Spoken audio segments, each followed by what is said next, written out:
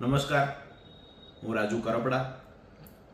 ગત 28 તારીખ સુધી 25થી લઈ અને 28 તારીખ સુધી સૌરાષ્ટ્ર સહિત ઉત્તર ગુજરાત અને દક્ષિણ ગુજરાતમાં અતિવૃષ્ટિ જેવો માહોલ સર્જાયો.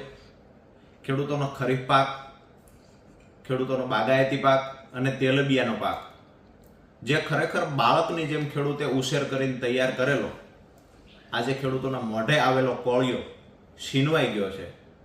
જે ખર્ચ કરવાનો હતો, જે મહેનત કરવાની હતી, આ તમામ ખર્ચ ખેડૂતો કરી ચૂક્યા હતા. તૈયાર થયેલો પાક અતિ વરસાદના કારણે પાયમાલ થઈ ગયો છે. ત્યારે આજે જગતનો તાત વરસાદ જ્યારથી બંધ થયો છે ત્યારથી લઈ અને સતત સરકારની સામે સહાયની માંગણી કરી રહ્યો છે. પરંતુ આજ દિવસ સુધી કેટલી સહાય કયા વિસ્તારના ખેડૂતને મળશે,